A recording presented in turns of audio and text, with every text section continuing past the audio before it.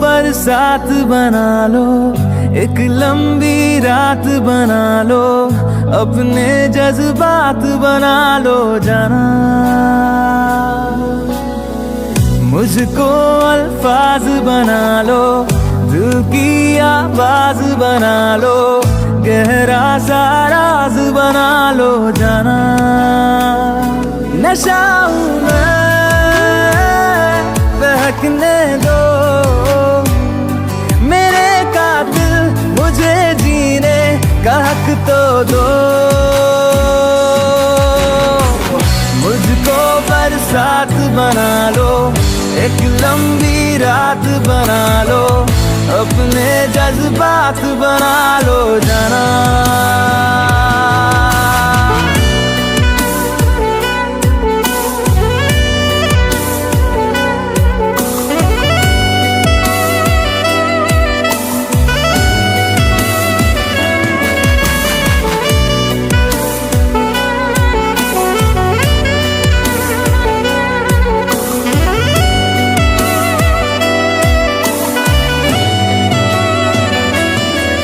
मुझे अपने सिरहाने पे थोड़ी सी जगह दे दो, मुझे नींद न आने की कोई तो वजह दे दो। मुझे अपने सिरहाने पे थोड़ी सी जगह दे दो, मुझे नींद न आने की कोई तो वजह दे दो। लिपटने दो मेरे कातिल, मुझे जीने का हक तो दो। मुझको बरसात बना लो, एक लंबी रात बना लो, अपने जज्बात बना लो जाना।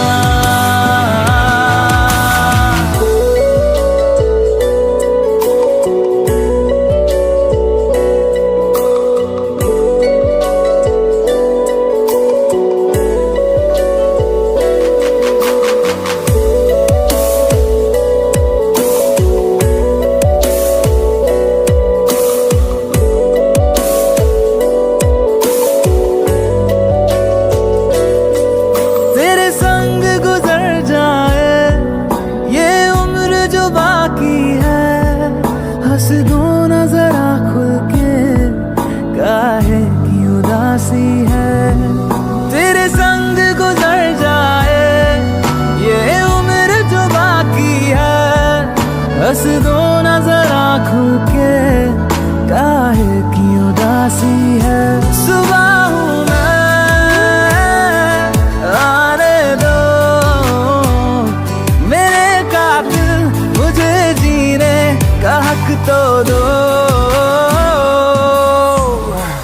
मुझको बरसात बना लो, एक लंबी रात बना लो, अपने जज्बात बना लो जाना। मुझको बरसात बना लो, एक लंबी रात बना लो, अपने जज्बात बना लो जाना।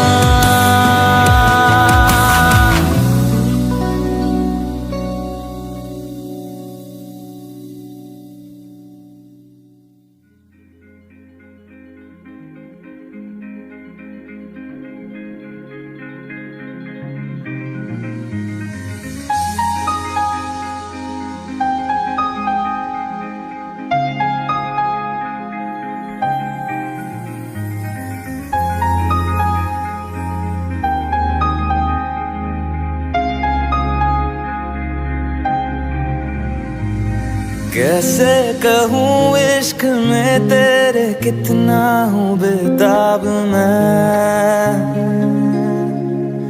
आँखों से आंखें मिला के चुरा लूं तेरे ख्वाब मैं। कैसे कहूँ इश्क में तेरे कितना हूँ बेताब मैं,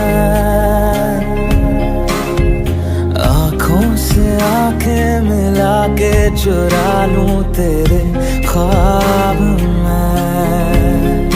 मेरे साए है साए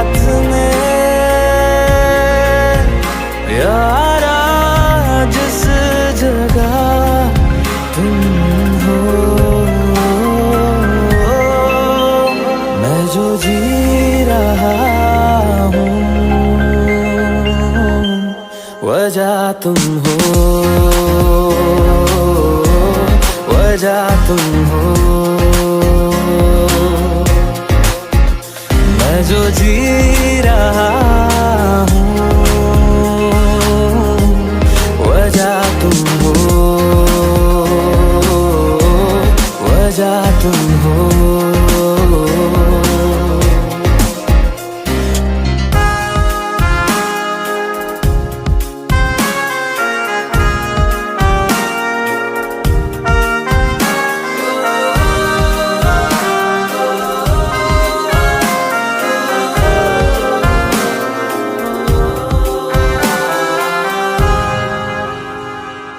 है ये नशा या है जहर, इस प्यार को हम क्या नाम दें, इस प्यार को हम क्या नाम दें। है ये नशा या है जहर, इस प्यार को हम क्या नाम दें। कब से अधूरी है एक दास्तां, आजा उसे आज अंजाम दे। तुम्हें भूलूं कैसे मैं, मेरी पहली खता तुम हो। मैं जो जी रहा हूँ, वजह तुम हो, वजह तुम हो। मैं जो जी रहा हूँ, वजह तुम हो, वजह तुम हो।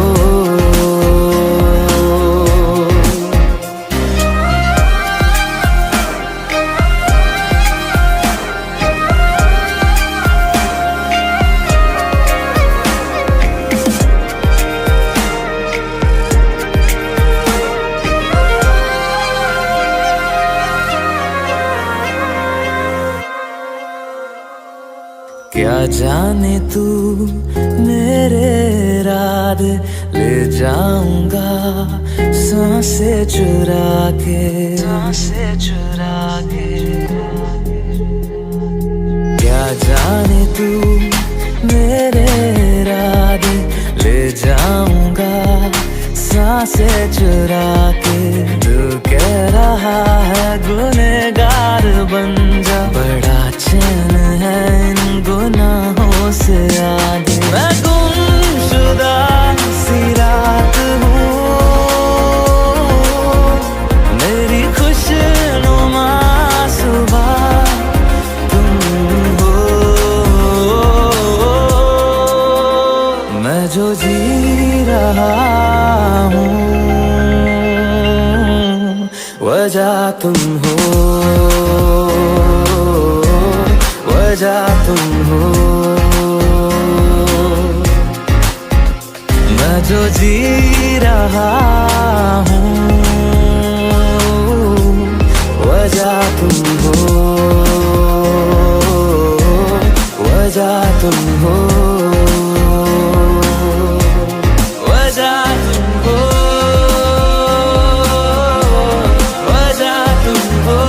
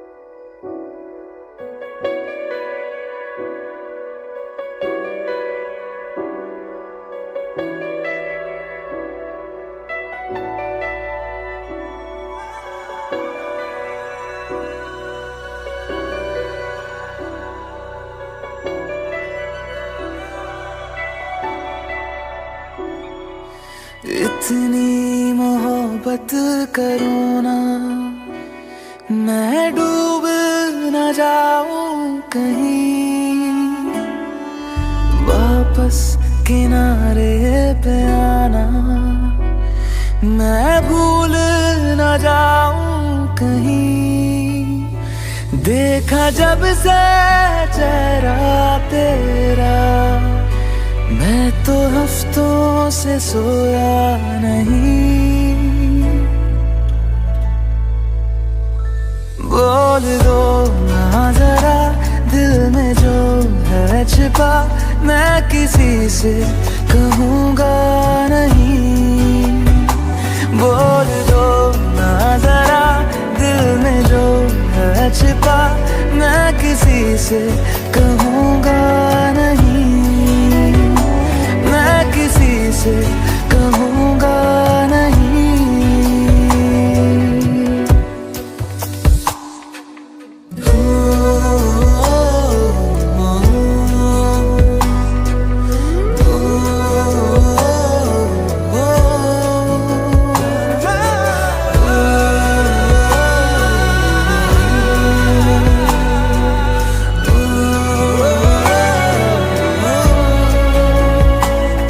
मुझे नींद आती नहीं है अकेले, ख्वाबों में आया करो।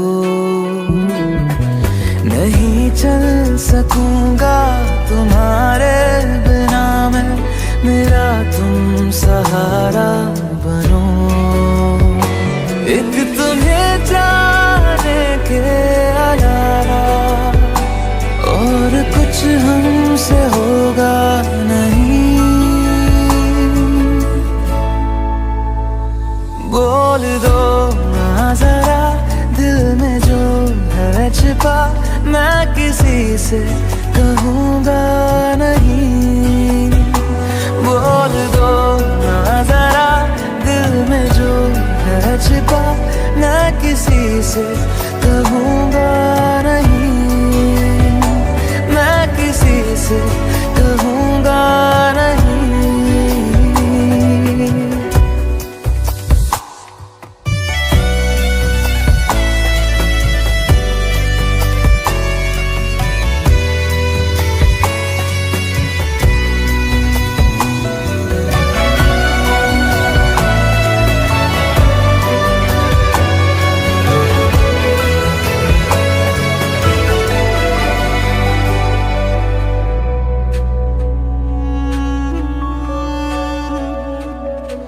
हमारी कमी तुमको महसूस होगी, भिगा देंगी जब बारिशें। मैं भर कर के लाया हूँ आँखों में अपनी अधूरी सी कुछ ख्वाहिशें। रूह से जाने वाले आशिक बातें जिस्मों की करते नहीं। बोल दो ना जरा दिल में जो है छिपा, मैं किसी से कहूँगा नहीं। बोल दो ना जरा दिल में जो है छिपा, मैं किसी से कहूँगा नहीं, मैं किसी से कहूँगा नहीं।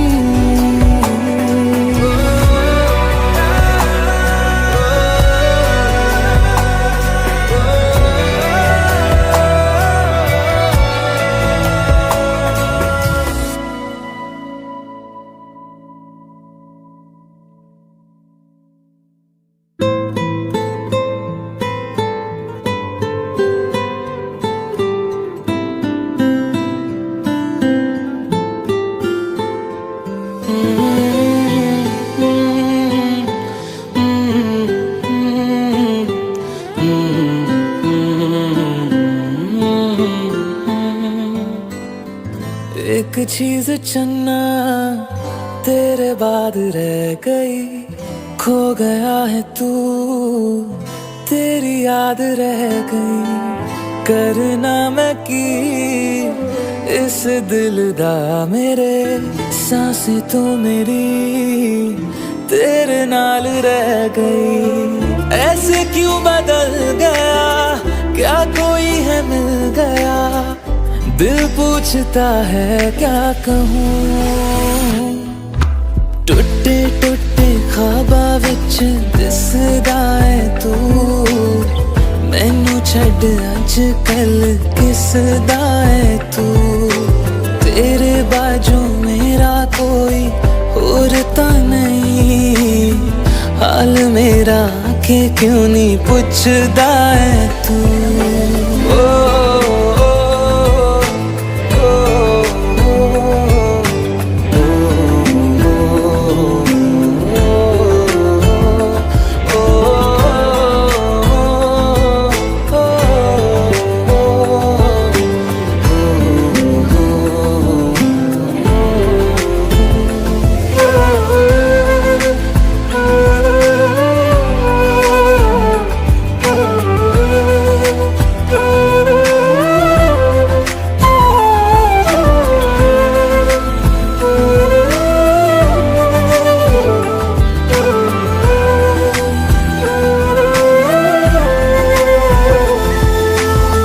तेरे हाथों हाथ मेरा छुट गया क्यों, मैं तेरे भरोसे पूरा जग छड्या। जिंद कहण वाले साह लुट गया क्यों, हम सफर बना के क्यों बेजान ले गया।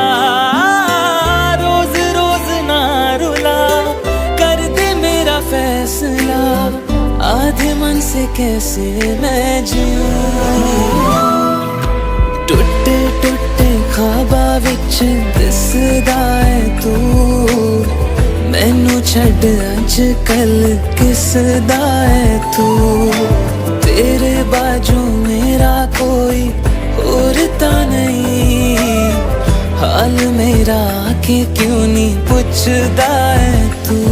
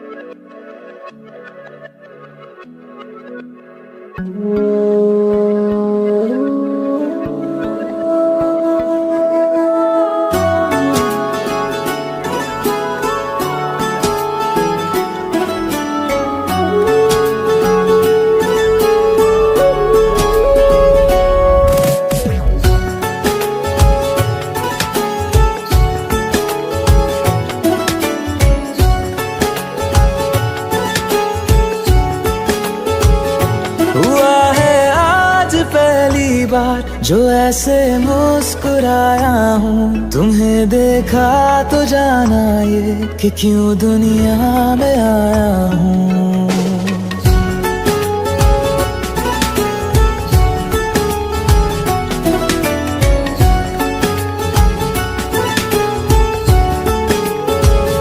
हुआ है आज पहली बार जो ऐसे मुस्कुराया हूँ, तुम्हें देखा तो जाना ये कि क्यों दुनिया में आया हूँ। ये जान ले करके जा मेरी, तुम्हें जीने में आया हूँ।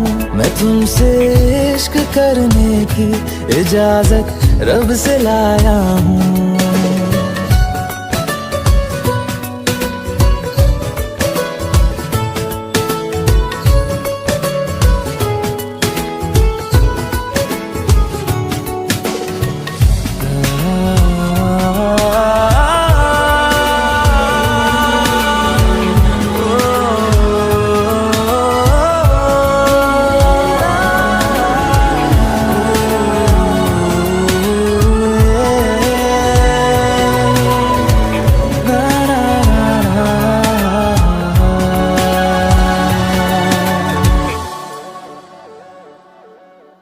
जमीं से आसमां तक हम ढूंढ आए जहां सारा, बना पाया नहीं अब तक खुदा तुमसे कोई प्यारा।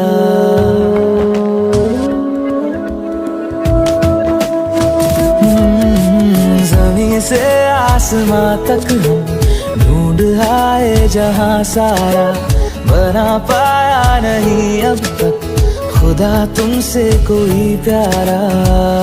बातों में तेरी है बदमाशियाँ, सब पे वजह की है तारीफियाँ। मैं लिख दूँ आसमां पर ये कि पढ़ लेगा जहां सारा, हुआ ना होगा अब कोई यहाँ हम दो सा दोबारा। मैं दुनिया भर की तारीफें तेरे सजदे में लाया हूँ, मैं तुमसे इश्क करने की इजाजत रब से लाया हूँ, रब से लाया हूँ, रब से लाया हूँ।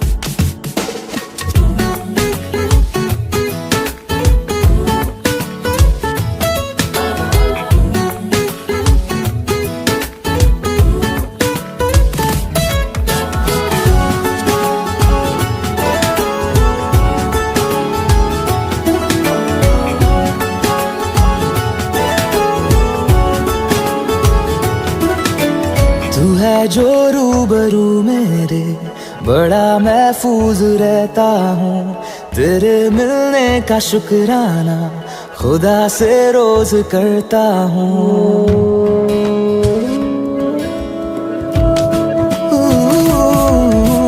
तू है जो रूबरू मेरे, बड़ा महफूज रहता हूँ, तेरे मिलने का शुक्राना खुदा से रोज करता हूँ। हमको पता है ये नादानियाँ है, आवारा दिल की है आवारियाँ। ये दिल पागल बना बैठा, इसे अब तू ही समझा रे, दिखे तुझ में मेरी दुनिया तू बन जा रे। हो खुशकिस्मत जो किस्मत से तुम्हें ऐसे मैं पाया हूँ, मैं तुमसे इश्क करने की इजाजत रब से लाया हूँ।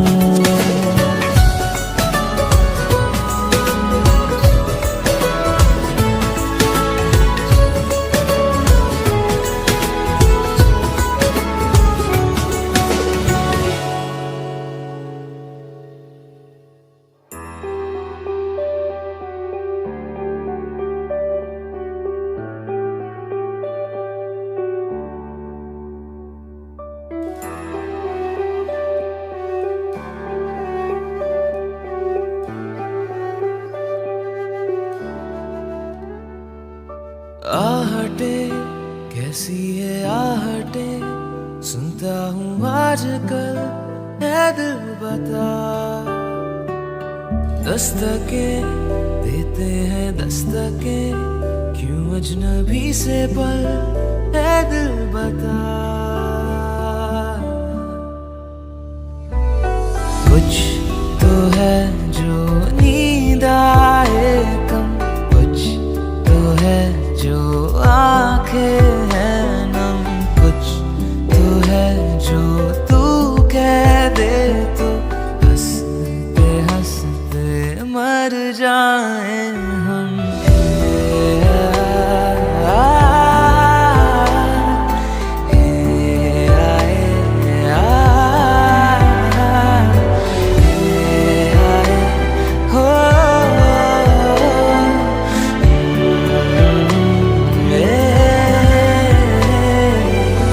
मुझसे ज्यादा मेरे जैसा कोई है तो है तू,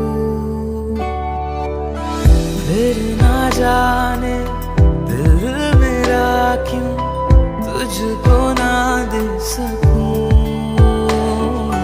कुछ तो है जो दिल घबराए, कुछ तो है जो सांस ना आए, कुछ तो है जो हम होठों से कहते कहते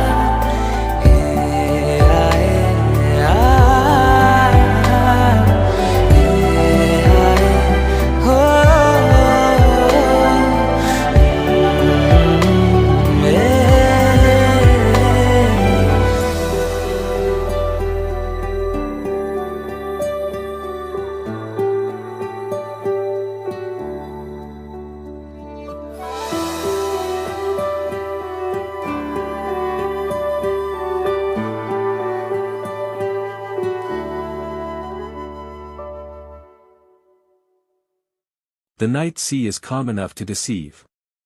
Dark, flat, almost gentle, until the first concussion rips through the hull and turns silence into chaos. On the deck of the HMS Carmania, men stagger as if the world itself has been struck.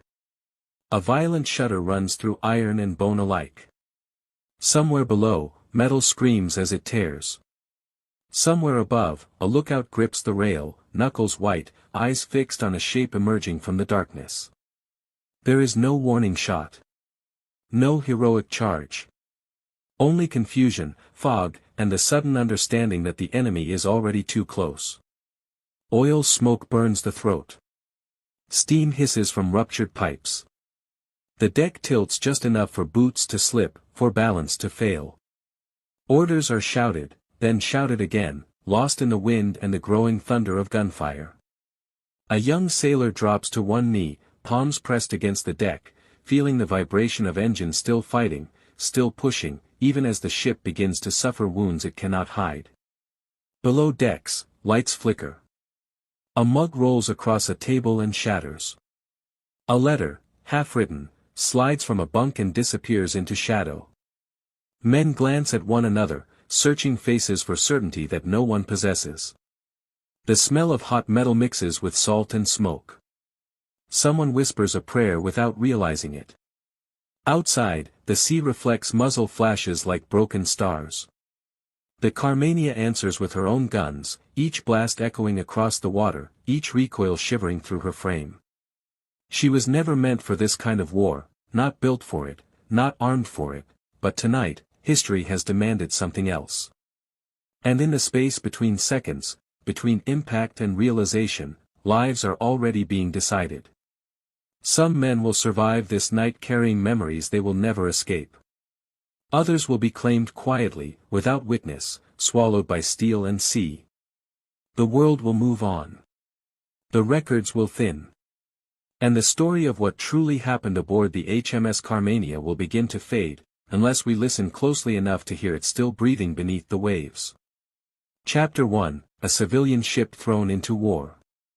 The Carmania had once been a place of polished brass and quiet luxury, a ship built to cradle travelers across long miles of ocean with the promise of safety and routine. Even after her conversion, traces of that former life lingered, rounded stair rails worn smooth by thousands of hands, cabin doors that still carried the faint scent of varnish and soap. But war had a way of hollowing familiar things. It stripped comfort down to structure, reduced elegance to utility, and turned a passenger liner into something uneasy and alert. On the morning she sailed under a naval flag, the sea lay deceptively calm. The water was steel gray and flat, the horizon blurred by a thin haze that erased any clear sense of distance. Sailors moved across the deck with deliberate purpose, boots thudding softly against planks that no longer felt neutral beneath their feet. Each step carried weight now. Each sound seemed louder, sharper, as if the ship herself were listening. Men stood at the rail, watching the coastline recede until it dissolved into fog. Some said nothing at all. Others spoke too much, jokes delivered too quickly, laughter that died just as fast.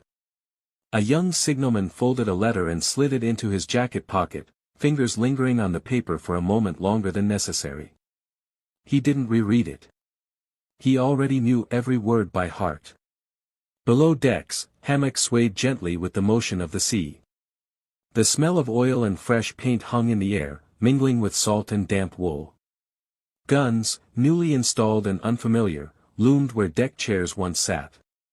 Men passed them cautiously, glancing at the steel barrels as if unsure whether to trust them.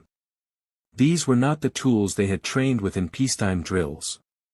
These were instruments meant to tear ships apart. The officers tried to project certainty. Orders were issued cleanly, efficiently.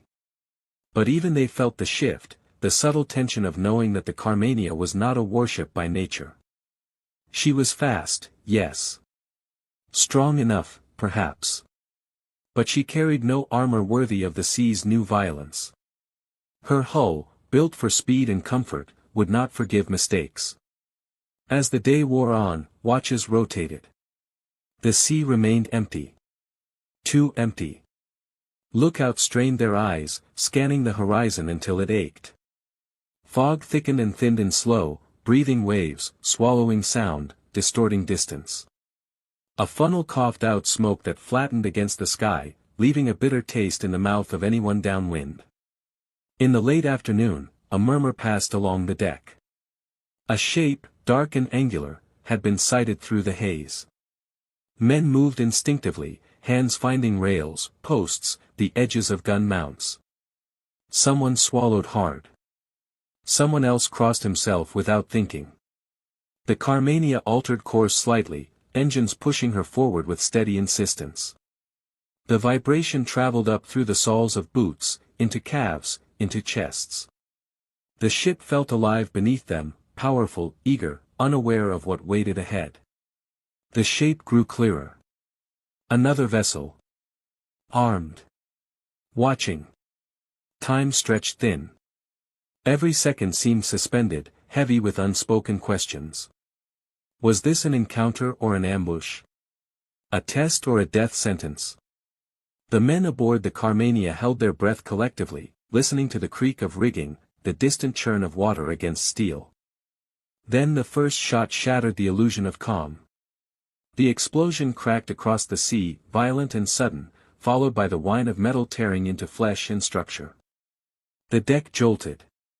A sailor stumbled, catching himself against a gun mount, eyes wide with shock. Smoke bloomed outward, thick and choking, carrying the acrid sting of cordite. Another blast followed, closer this time, sending splinters skittering across the deck like thrown knives. Orders erupted. Men ran. Guns answered with thunder, their recoil slamming back into trembling frames. The Carmania was no longer a ship in transition. She was a ship at war. Below, lights flickered. A cup shattered against the floor. A man braced himself against a bulkhead, feeling the vibration of battle pulse through the steel like a second heartbeat. The first moments of combat were confusion made physical. Sound overwhelmed thought. Smoke erased edges. And somewhere between one breath and the next, the men aboard the Carmania understood, this would not be a clean fight, nor a short one. The sea had accepted their challenge. And it would demand payment. Smoke rolled across the deck in thick, choking sheets, blurring the line between sky and sea until everything became a single shifting mass of gray. The Carmania lurched as another shell struck nearby, the concussion slamming through her frame and rattling teeth. Men staggered, boots skidding on planks slick with mist and soot. Someone shouted an order that dissolved before it reached the far end of the deck. The enemy ship emerged and vanished again in the fog, a dark presence revealed only by the flash of its guns. Each burst of light carved the silhouette of its hull into the air for a heartbeat, then erased it. The uncertainty gnawed at the men aboard the Carmania. They fired at shapes, at shadows, at the memory of where the ship had been seconds before. The sea reflected the flashes like shattered glass, turning the water into something violent and alive. A gun crew worked feverishly near the starboard rail. Their hands were blackened with soot, fingers trembling as they loaded and fired again. The metal of the gun barrel grew hot enough to sting through gloves. One man hissed as he burned his palm, shook his hand once, then went back to work without a word. Pain was a luxury they could not afford to acknowledge. Below decks, the air was worse. Smoke crept down corridors and into compartments, burning eyes and lungs. The smell of oil and heated metal pressed into the back of the throat, making every breath feel incomplete. A young sailor crouched beside a ruptured pipe, trying to stem the hiss of escaping steam with rags that did nothing but soak through instantly. His face glistened with sweat, eyes wide and glassy. When the pipe burst fully, he recoiled with a cry, hands flying to his face. Two men dragged him away, boots slipping as the ship shuddered again. Somewhere above, another explosion rattled the overhead beams, showering dust and rust flakes down like dirty snow.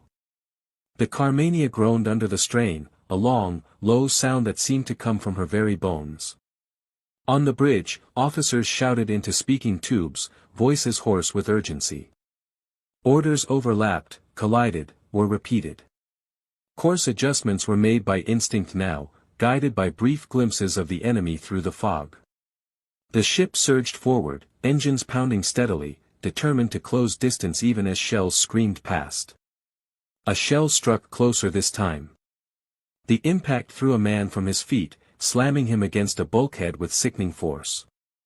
He slid down, leaving a dark smear behind him. Another sailor dropped to his knees beside him, shouting his name, hands shaking as he tried to assess the damage. The wounded man's breath came in wet, uneven gasps. His eyes flickered, unfocused, searching for something to hold on to. "Stay with me," the sailor whispered, voice breaking. "Just stay." But the noise swallowed his plea. The battle raged on, indifferent to individual suffering. Above, the fog thickened again, turning the world into a claustrophobic blur. Visibility dropped to almost nothing. The enemy ship's gunfire grew more erratic, flashes blooming at unexpected angles. The Carmania's crew adjusted instinctively, firing where they thought the ship must be, trusting muscle memory and training more than sight. A sudden jolt rocked the deck harder than before. The ship heeled sharply, throwing men sideways. Someone screamed. A crate broke loose and skidded across the deck, smashing into a railing with a splintering crack. For a moment, it felt as if the Carmania herself might give way under the violence inflicted upon her. Water seeped through a seam near the forward compartments, a thin, relentless trickle that pooled at the base of the bulkhead. A sailor noticed it and froze, staring at the dark line creeping along the floor. He called out, voice tight with fear, and another man rushed over. They pressed cloth against the leak, hands shaking, knowing even as they tried that the sea always found a way. The enemy's fire slackened briefly. An uneasy lull settled over the ship, broken only by the hiss of steam and the crackle of small fires being beaten out. Men took shallow breaths, listening, waiting. The fog shifted, revealing nothing, then everything. The opposing ship loomed suddenly off the port bow, closer than before, its guns blazing. The shock of its appearance tore a collective gasp from the crew. Orders rang out, sharp and desperate.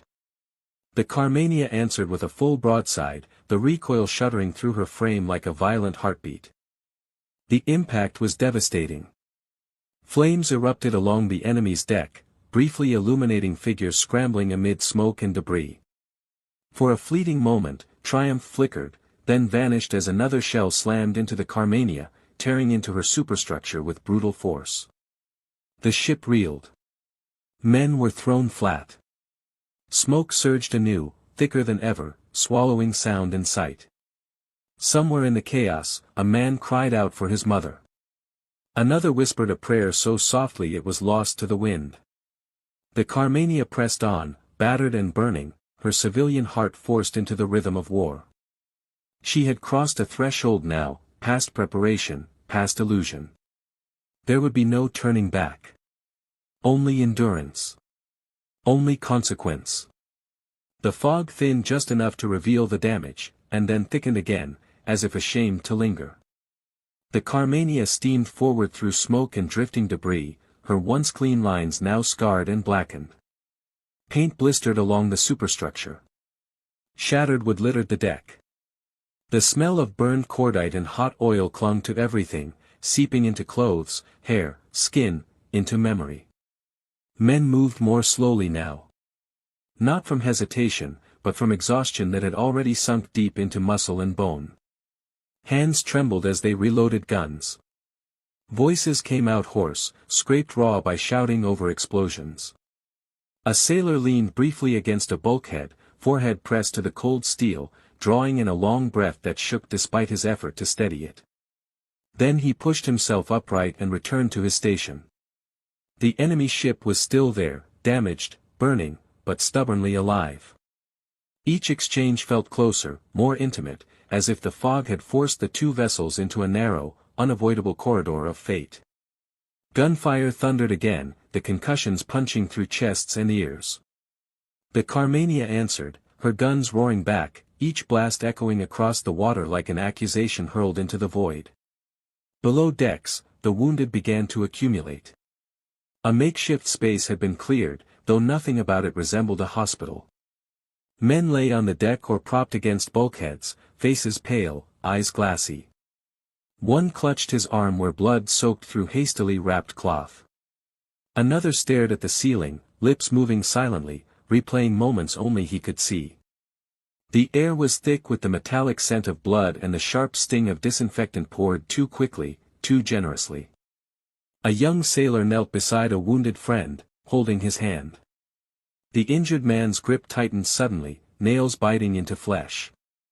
Did we stop them?" he whispered, breath rattling in his chest. The sailor swallowed hard. "We're still here," he said. It was the only truth he could offer. Above, a shell screamed past and exploded against the water, sending a column of spray high into the air. Droplets rained down like cold needles. The deck shuddered. Somewhere forward, a fire flared, licking hungrily at torn insulation before a crew rushed in to beat it down with soaked cloths and bare hands. The heat scorched their skin, they barely noticed. On the bridge, officers scanned the fog through binoculars, eyes burning, vision blurred. Every shadow looked like the enemy. Every lull felt temporary, fragile. The ship's engines continued their relentless rhythm, a mechanical pulse that felt almost defiant now, a refusal to slow, to yield, to die quietly. Then, gradually, the firing began to fade. Not all at once. Not cleanly. Just a subtle thinning, longer gaps between explosions, fewer flashes tearing through the fog. The Carmania's guns fell silent one by one, crews waiting for orders that did not immediately come. The sea filled the sudden space with its own sound, waves slapping steel, wind sighing through rigging, the distant hiss of steam. The enemy ship drifted back into the haze, its shape dissolving until it was nothing more than memory. Whether it was retreat or simple disappearance, no one could say for certain. No cheer rose from the deck. No sense of victory took hold. Only a heavy, uncertain quiet. Men looked around at one another, faces streaked with soot and sweat, eyes searching for meaning in the aftermath. They had survived, for now. But survival felt thin, provisional, like a breath held too long. The Carmania limped onward, wounded but afloat. Fires smoldered. The injured groaned softly below. The ship's hull creaked as it adjusted to the strain it had endured. Every sound carried weight now, as if anything might be the beginning of another catastrophe. A sailor gazed out into the fog where the enemy had vanished. His reflection stared back at him from the darkened glass, older somehow than it had been that morning. He rubbed his hands together, trying to chase away a chill that had nothing to do with the weather. The battle was over. But the cost had only begun to reveal itself. War had reached inside the Carmania and left its mark, not just on steel and timber, but on the men who would carry this night with them long after the sea forgot the sound of guns. And as the fog closed in once more, the ship steamed forward into uncertainty, unaware that the hardest part of this story was still waiting. Chapter 2, Fire, Confusion, and the Cost of Survival. Morning did not arrive with light. It crept in quietly, diluted by fog and smoke, revealing the Carmania as she truly was now, scarred, exhausted, altered beyond recognition. The sea lay restless and gray around her, rippling gently as if nothing extraordinary had occurred. That indifference felt cruel. The ocean had witnessed everything, and yet it offered no acknowledgement, no pause for grief. Men moved through the wreckage with a cautious reverence, stepping around splintered wood and twisted metal. The deck bore the marks of violence, gouges where shells had struck, blackened patches where fire had been beaten down, dark stains that no amount of seawater could wash away. The air smelled of damp smoke and burned steel, a scent that clung stubbornly to lungs and memory alike. Below decks, the wounded stirred as the ship settled into a fragile calm. Some slept fitfully, bodies twitching with dreams they would not remember kindly. Others lay awake, staring into nothing, listening to the steady thrum of engines that felt suddenly too loud in the quiet aftermath. A medic knelt beside a man with a bandaged leg, tightening cloth with gentle hands. The wounded sailor hissed softly, then nodded, permission given without words. Pain had become expected now. In the narrow corridors, voices dropped instinctively. Men spoke in murmurs, as though raising their voices might summon the enemy back out of the fog. Someone asked for water. Someone else asked for a name, uncertain whether the man beside him was alive or only resting. When answers came, they were brief. When they didn't, silence settled like a weight. Captain and officers moved between compartments, taking stock of damage and men alike. Their faces were drawn, eyes rimmed with red from smoke and sleeplessness. Reports came in slowly, unevenly. Guns damaged but functional. Fires contained. Hull compromised in places, but holding, for now. Each piece of information carried relief and dread in equal measure. On the upper deck, a sailor leaned against the rail, staring out at the fog. His hands shook as he rolled a cigarette, fingers clumsy despite years of habit. He lit it, drew in smoke, then coughed violently, the sound scraping his throat raw. He laughed once, quietly, at himself. The sound felt wrong in the open air. Another man joined him, saying nothing. They stood side by side, watching the sea move beneath a sky that offered no comfort. After a while, one of them spoke. "I thought I was ready," he said, voice flat. "Turns out I wasn't." The other nodded. There was nothing to add. As the hours passed, exhaustion deepened. Muscles stiffened. Bruises bloomed dark beneath torn uniforms. The adrenaline that had carried them through the battle drained away, leaving behind a hollow ache.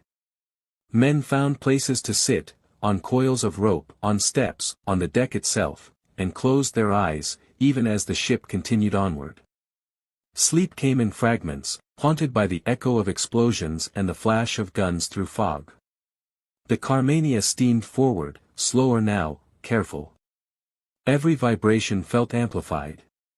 Every unfamiliar sound drew glances, hands drifting unconsciously toward railings or weapons.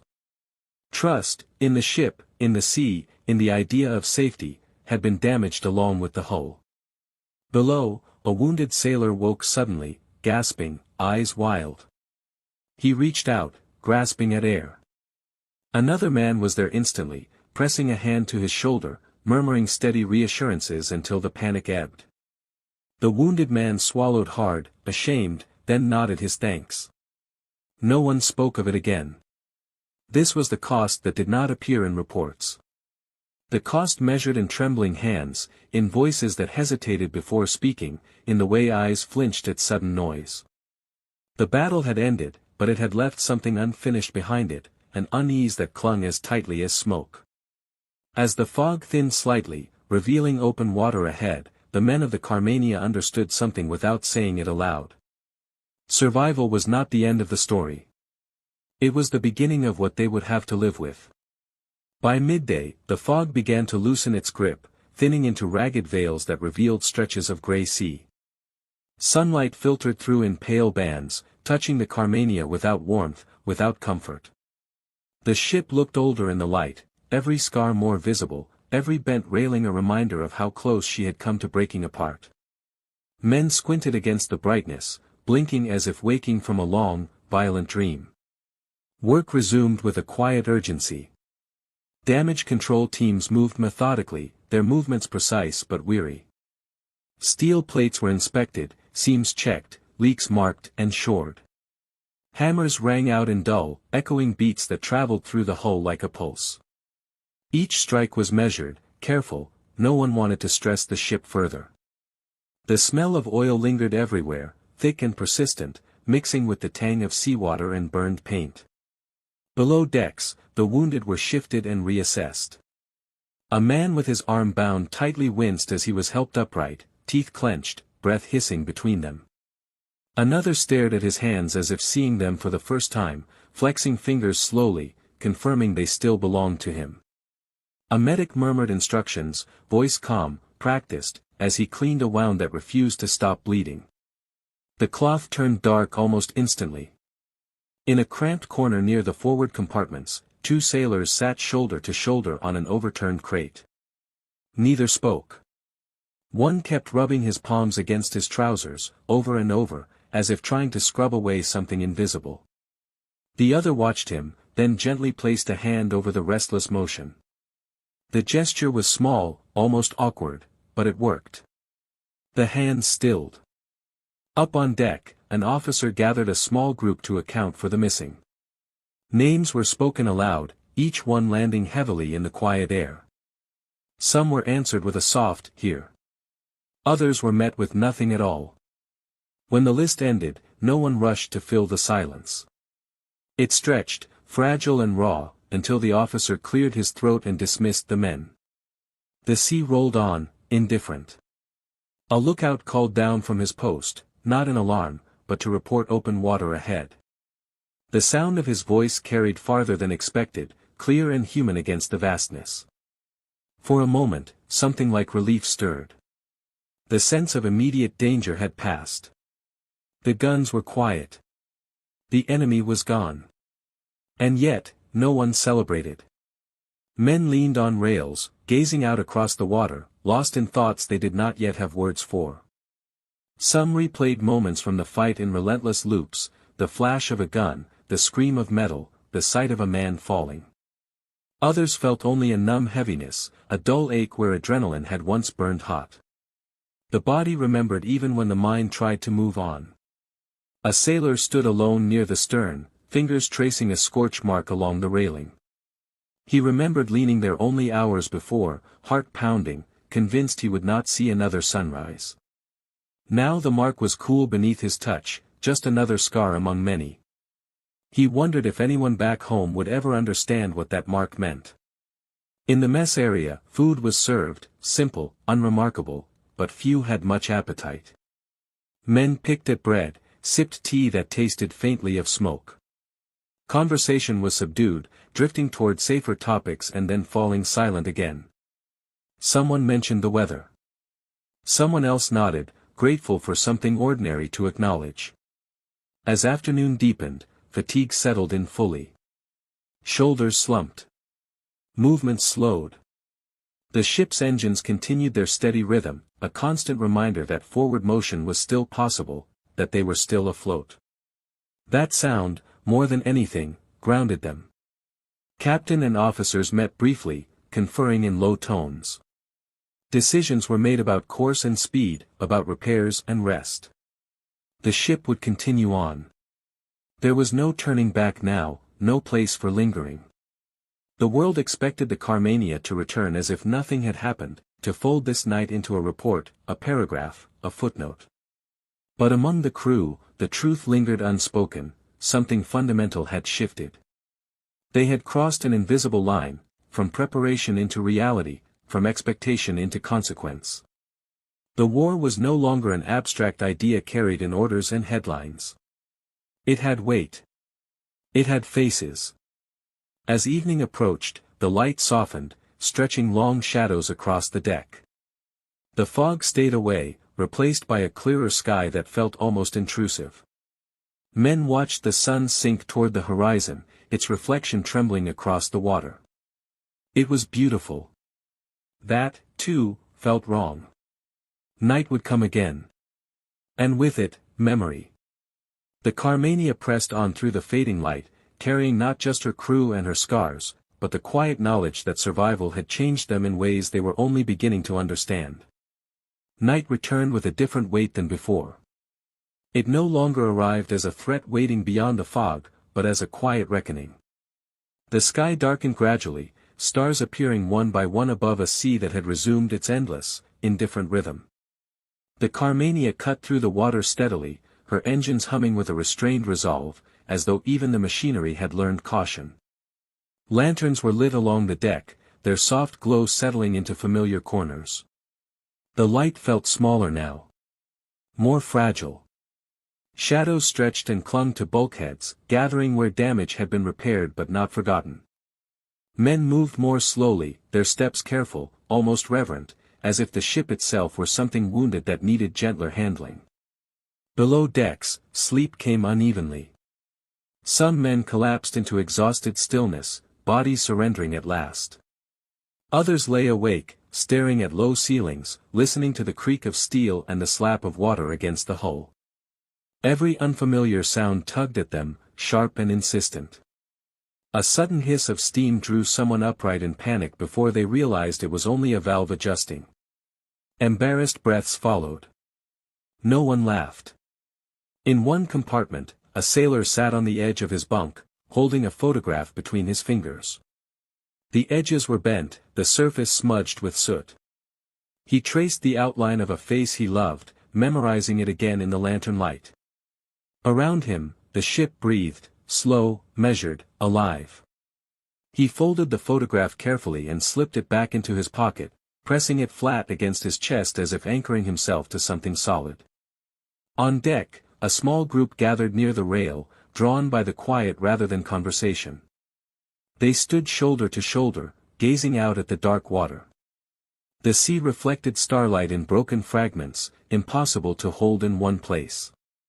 Someone exhaled slowly. Someone else shifted their weight, boots scraping softly. "I keep thinking I hear it," one man said after a while. His voice was low, uncertain. "Hear what?" "The guns." No one answered immediately. Then another man nodded. "Me too." They fell silent again. There was nothing to add. The officers made their rounds, checking on posts, on men, on the quiet integrity of the ship. Reports were brief. Everything was holding. For now. The phrase repeated itself like a charm no one fully trusted.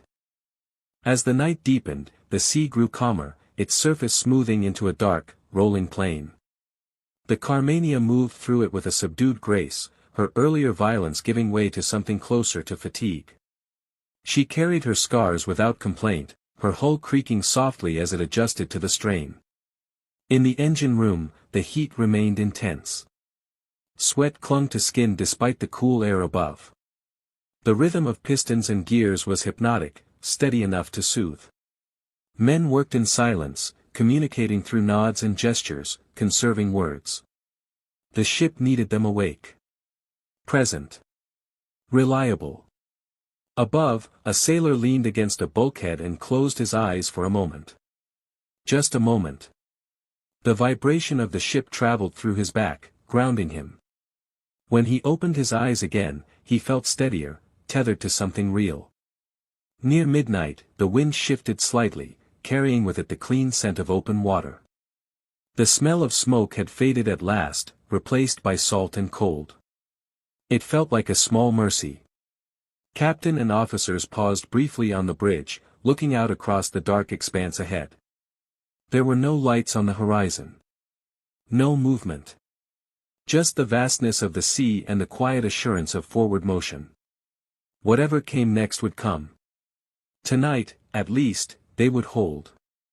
The Carmania pressed on through the darkness, carrying with her the invisible weight of what had been lost and what had been endured. The battle had taken hours. Its aftermath would last far longer. As the ship moved steadily toward another dawn, the men aboard understood something without speaking it aloud. They would never hear silence the same way again. Chapter 3, Aftermath, Silence, and a Fading Legacy. The days that followed blurred into one another, stitched together by routine and restraint. The Carmania sailed on, no longer hunted, no longer hunting, just moving, steadily, deliberately, as if distance alone could soften what had already been carved into her steel and into the men who served her. The sea changed color with the hours, sometimes slate gray, sometimes pale and glassy, but it never offered commentary. It simply carried them forward. Repairs continued in quiet diligence. Bent railings were reinforced. Scorched plating was scrubbed clean where possible, though some marks refused to fade. Men worked without complaint, their movements efficient, almost automatic. The urgency had passed, but something sharper remained underneath, a need to restore order, to make the ship feel whole again, even if they knew she never truly would be. Below decks, the wounded healed slowly. Bandages were changed. Fevers watched carefully. A man who had not spoken since the battle finally asked for water, his voice hoarse and tentative, as if unsure he was allowed to take up space again. When a mug was placed in his hands, he nodded once in thanks, eyes glistening not with pain but with relief. He drank carefully, savoring each swallow. Others carried wounds that could not be dressed. One sailor flinched every time a door slammed. Another woke from sleep with a sharp intake of breath, heart racing, eyes wide in the dark. They did not speak of it. No one asked them to. The unspoken agreement was simple: survive first, understand later. The ship's log filled with tidy entries, coordinates, speeds, weather conditions. The language was clean and controlled, stripped of fear and confusion. There was no place in those lines for the sound of metal tearing, for the way smoke burned the lungs, for the look on a man's face when he realized he might not make it home. History would read the log and see order. The truth lived elsewhere. As land eventually drew nearer, anticipation should have grown. Instead, unease settled in. The thought of returning, to harbors, to normalcy, to people who had not heard the guns, felt strangely distant. Some men wondered how they would explain the weight they carried.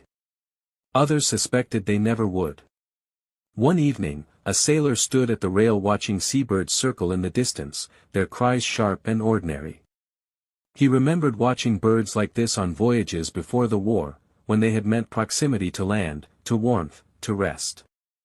Now they felt almost intrusive, reminders that the world beyond the ship had continued without pause. When the coastline finally appeared, low and indistinct against the horizon, there was no cheer. Men gathered silently, gazing toward it with expressions that hovered between longing and hesitation. Home was no longer a simple idea. It was a place filled with questions they did not yet know how to answer. The Carmania entered port without ceremony. Dockhands moved to receive her, unaware at first of the night she carried within her hull. From a distance, she looked serviceable. Scarred, yes, but afloat, functional. Only up close did the damage reveal itself: patched metal, darkened seams, the subtle sag of a ship that had been pushed hard and survived by margins too thin to name. Men disembarked in small groups. Some paused at the gangway, turning back for one last look at the deck where they had stood amid smoke and fear.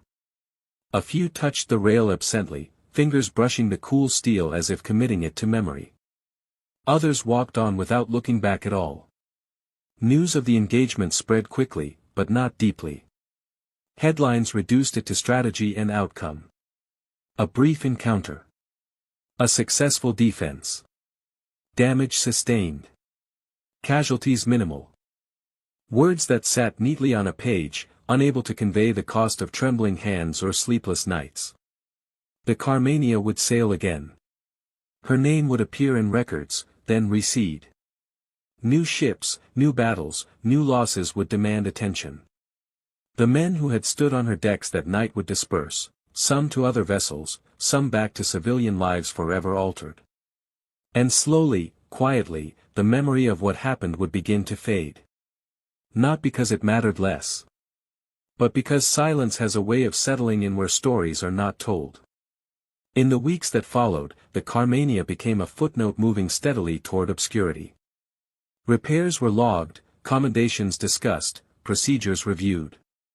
The machinery of war absorbed the incident efficiently, breaking it down into conclusions and lessons learned. On paper, everything made sense. At sea, nothing ever truly did. The crew scattered. Some were reassigned almost immediately, stepping onto new decks that smelled unfamiliar, their boots echoing in corridors where no one knew what they had seen. Others were granted leave and returned home carrying stories they could not shape into sentences.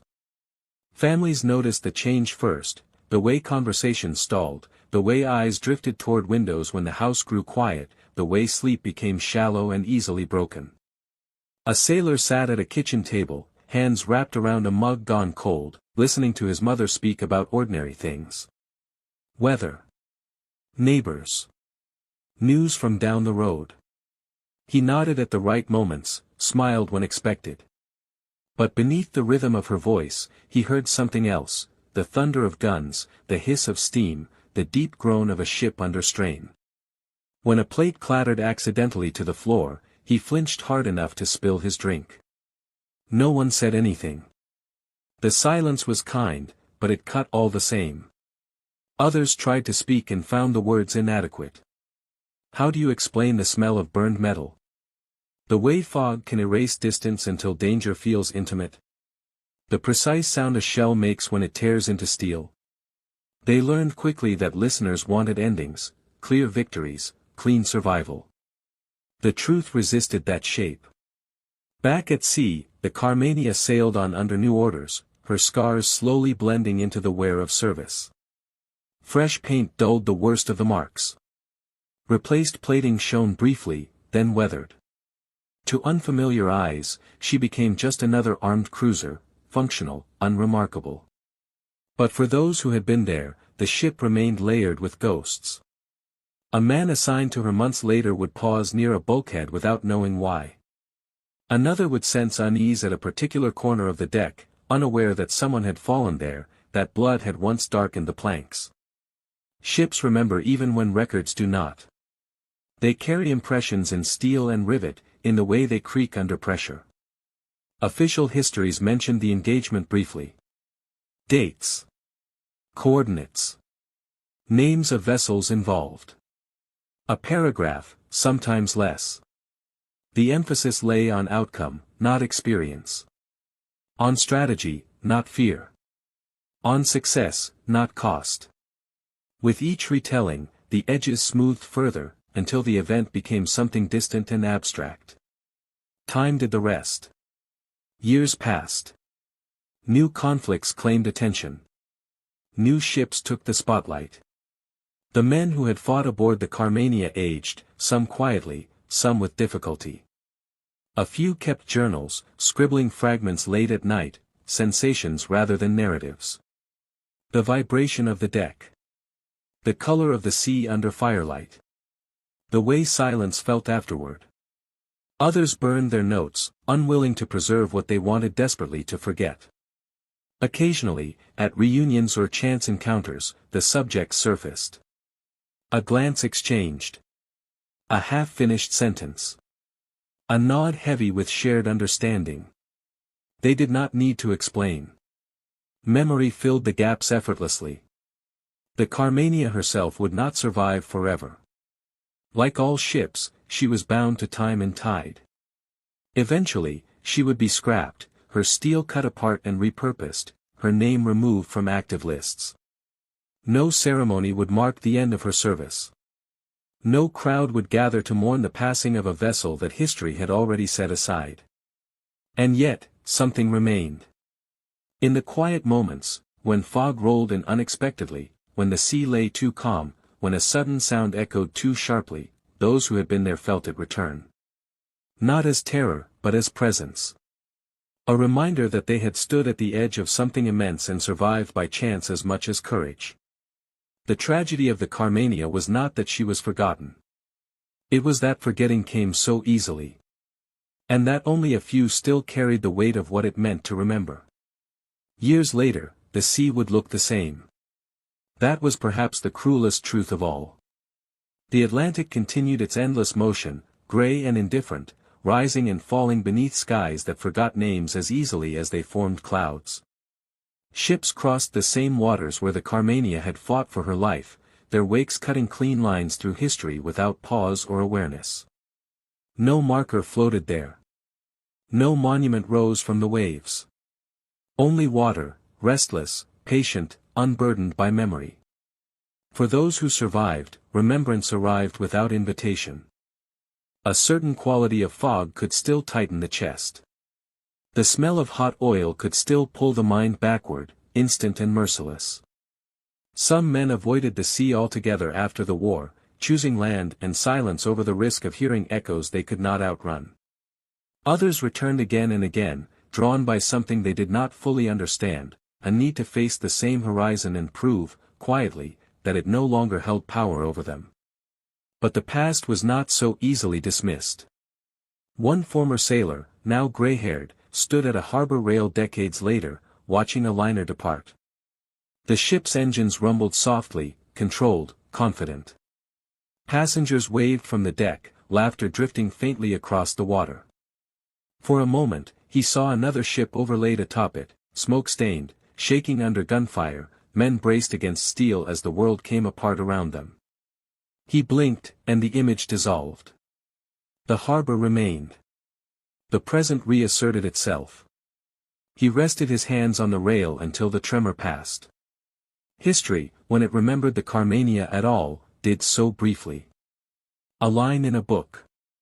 A paragraph in a registry. A mention among many engagements, none deemed decisive enough to linger on. There were no famous last stands, no dramatic sinking to command attention. The ship had survived, and in surviving, she had slipped quietly out of the stories people preferred to tell. Yet survival was never simple. The men who had served aboard her carried the night forward in pieces, in the way they paused before sleeping, in the instinctive scan of exits in crowded rooms, in the reflexive flinch at sudden noise. They carried it in the spaces between words, in conversations that drifted away from war before they reached anything real. And when they died, one by one, years apart, their memories often went with them. Families sorted through belongings, finding medals without context, photographs without explanation, letters that hinted at something vast but never named it. The details slipped away, unanchored. This is how tragedies fade, not with intention, but with time. The Carmania herself became steel again. Cut, melted, reshaped into structures that would never know what they had once endured. Her decks, her bulkheads, the places where men had stood gripping rails in smoke and fear, all reduced to material, anonymous and silent. But stories do not vanish completely. They wait. They linger in archives, in half-remembered accounts, in the quiet unease that sometimes settles when reading a name too quickly dismissed. They surface when someone pauses long enough to ask not just what happened, but what it felt like. What it felt like to stand on a ship never meant for war. To smell smoke where perfume once lingered. To hear metal scream and wonder if the sea would take everything you were before the sun rose again. The tragedy of the HMS Carmania was not a single night of fire and fog. It was the slow erasure that followed. And the knowledge that unless someone listens, truly listens, the sea will keep what it took, and history will keep moving, unaware of the lives it stepped over in silence. Tonight, somewhere far from any coast, the Atlantic breathes steadily. And beneath that surface, memory waits. The year is 1776. The place is Philadelphia, Pennsylvania. A group of men are about to change the world forever. For years before this, the 13 British colonies in North America had been growing increasingly frustrated with the policies and actions of their mother country. They were being heavily taxed for many things, including tea, sugar, and paper. The cry of no taxation without representation had become a common one. The colonists felt as though they were being punished by the British government, but had no say in how they were being governed. And this tension just kept building and building. Then came the Boston Tea Party in 1773, where colonial protesters disguised as Native Americans snuck onto merchant ships and dumped 92,000 pounds of tea into the Boston harbor, an act of defiance against the Tea Act passed by Parliament. Then came the Intolerable Acts, also known as the Coercive Acts, which were passed by the British government in response to the Boston Tea Party. These acts were intended to punish the Massachusetts Bay Colony and to force them to comply with British rule. However, these acts only inflamed the situation further and caused more protests and rebellions among the colonists. And soon the whole of the American colonies were rising up and calling for freedom from British control. In response to the growing unrest, delegates from 12 of the 13 colonies met up at the Continental Congress in Philadelphia in May of 1776. There, they discussed their grievances with the British government and debated whether they should break away from Britain and declare independence or try to negotiate a compromise. This was a momentous occasion and would be the first of many such meetings that would occur over the next few months. But it was far from a united group that gathered here. Many of those present still had loyalties to the crown, seeing themselves first and foremost as British subjects. And there was much debate about the future of the colonies. But it was clear that something had to be done. And so a committee was formed consisting of Thomas Jefferson of Virginia, John Adams of Massachusetts, Benjamin Franklin of Pennsylvania, Robert Livingston of New York, and Roger Sherman of Connecticut, with Thomas Jefferson as its head, to draft a document that would explain the reasons for the colony's desire to break away from Britain and declare themselves a free and independent nation. This was a huge task, and Jefferson knew that he had to write carefully if he wanted the document to be accepted by the other members of the Continental Congress. So, where did he start? Well, according to legend, as he sat down to write, his daughter Martha walked in and asked him what he was doing. He simply replied, "Writing the thoughts of the day." And she said, "What are they?" And he answered that all men are created equal. And indeed, he believed that all men were created equal. But, unfortunately, he didn't believe that all men were created equally free.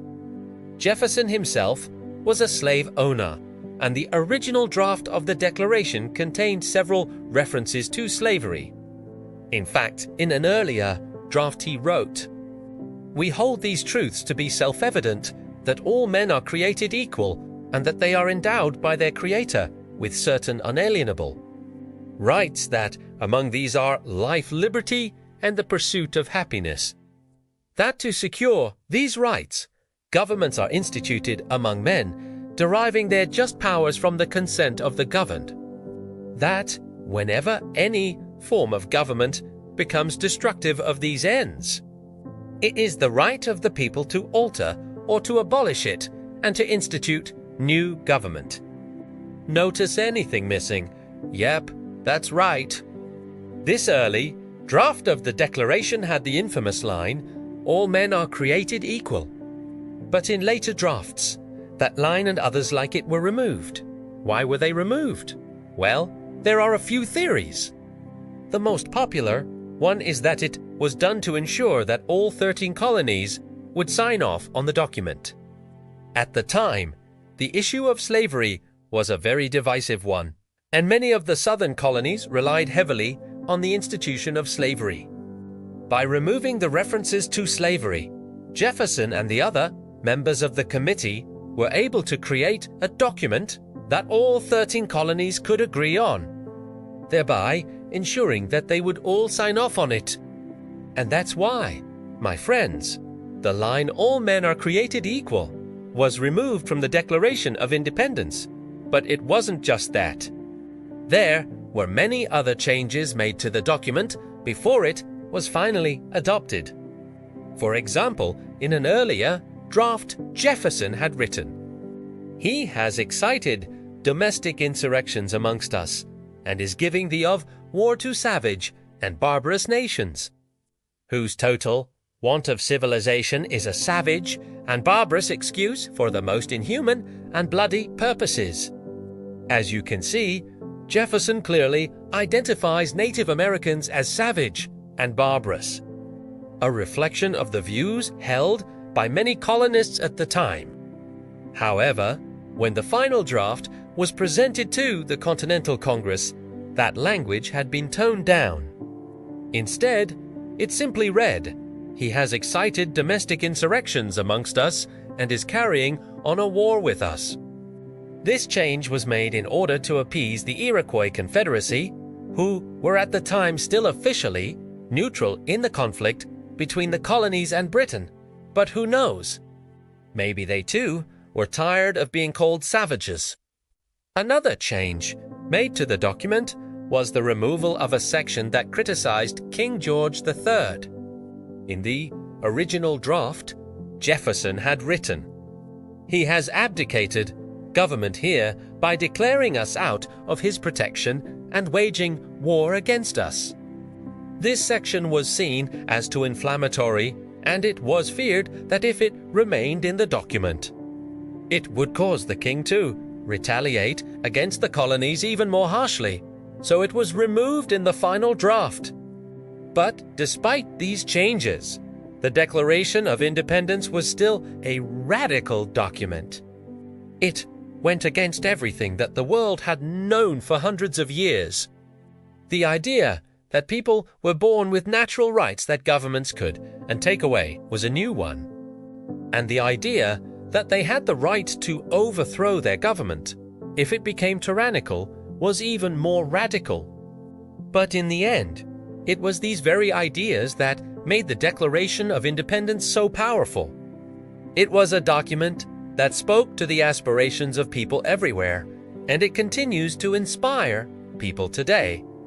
On July 4, 1776, the Continental Congress voted to approve the Declaration of Independence, which had been largely written by Thomas Jefferson.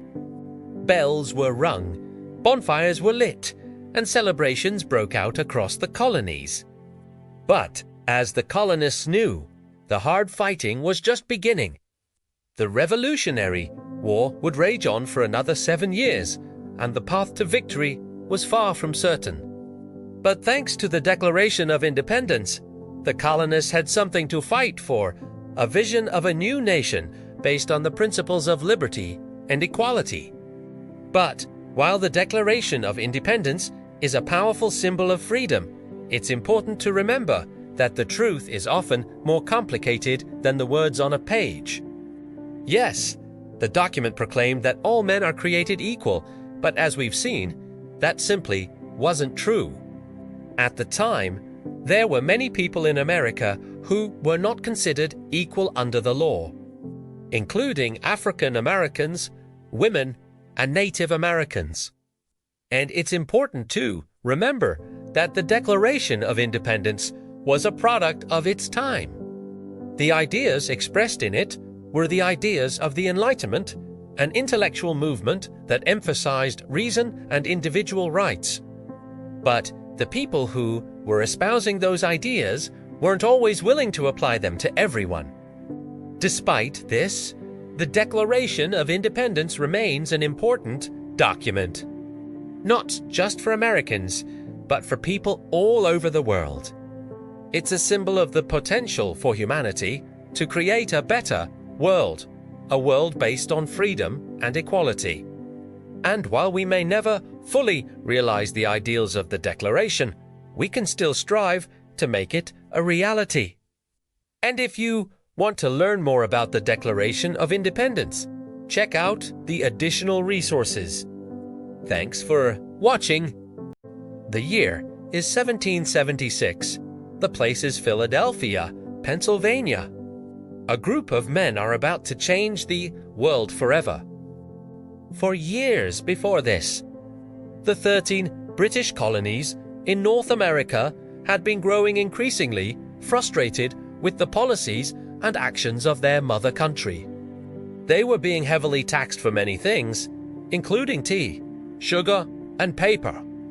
The cry of no taxation without representation had become a common one. The colonists felt as though they were being punished by the British government, but had no say in how they were being governed. And this tension just kept building and building. Then came the Boston Tea Party in 1773, where colonial protesters disguised as Native Americans snuck onto merchant ships and dumped 92,000 pounds of tea into the Boston Harbor, an act of defiance against the Tea Act passed by Parliament. Then came the Intolerable Acts, also known as the Coercive Acts, which were passed by the British government in response to the Boston Tea Party. These acts were intended to punish the Massachusetts Bay Colony and to force them to comply with British rule. However, these acts only inflamed the situation further and caused more protests and rebellions among the colonists. and soon the whole of the American colonies were rising up and calling for freedom from British control. In response to the growing unrest, delegates from 12 of the 13 colonies met up at the Continental Congress in Philadelphia in May of 1776. There, they discussed their grievances with the British government and debated whether they should break away from Britain and declare independence or try to negotiate a compromise. This was a momentous occasion and would be the first of many such meetings that would occur over the next few months. But it was far from a united group that gathered here. Many of those present still had loyalties to the Crown, seeing themselves first and foremost as British subjects. And there was much debate about the future of the colonies. But it was clear that something had to be done. And so a committee was formed consisting of Thomas Jefferson of Virginia, John Adams of Massachusetts, Benjamin Franklin of Pennsylvania, Robert Livingston of New York, and Roger Sherman of Connecticut, with Thomas Jefferson as its head to draft a document that would explain the reasons for the colonies' desire to break away from Britain and declare themselves a free and independent nation. This was a huge task, and Jefferson knew that he had to write carefully if he wanted the document to be accepted by the other members of the Continental Congress. So, where did he start? Well, according to legend, as he sat down to write, his daughter Martha walked in and asked him what he was doing. He simply replied, writing the thoughts of the day, and she said, "What are they?" And he answered that all men are created equal. And indeed, he believed that all men were created equal. But, unfortunately, he didn't believe that all men were created equally free. Jefferson himself was a slave owner, and the original draft of the Declaration contained several references to slavery. In fact, in an earlier draft he wrote, "We hold these truths to be self-evident, that all men are created equal, and that they are endowed by their Creator with certain unalienable rights, that among these are life, liberty, and the pursuit of happiness. That to secure these rights, governments are instituted among men, deriving their just powers from the consent of the governed. That whenever any form of government becomes destructive of these ends, it is the right of the people to alter or to abolish it and to institute new government." Notice anything missing? Yep, that's right. This early draft of the Declaration had the infamous line, "All men are created equal." But in later drafts, that line and others like it were removed. Why were they removed? Well, there are a few theories. The most popular one is that it was done to ensure that all 13 colonies would sign off on the document. At the time, the issue of slavery was a very divisive one, and many of the southern colonies relied heavily on the institution of slavery. By removing the references to slavery, Jefferson and the other members of the committee were able to create a document that all 13 colonies could agree on, thereby ensuring that they would all sign off on it.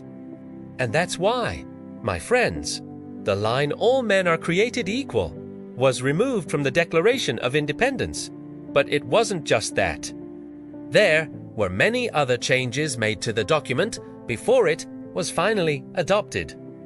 For example, in an earlier draft Jefferson had written, "He has excited domestic insurrections amongst us, and is giving the of war to savage and barbarous nations, whose total want of civilization is a savage and barbarous excuse for the most inhuman and bloody purposes."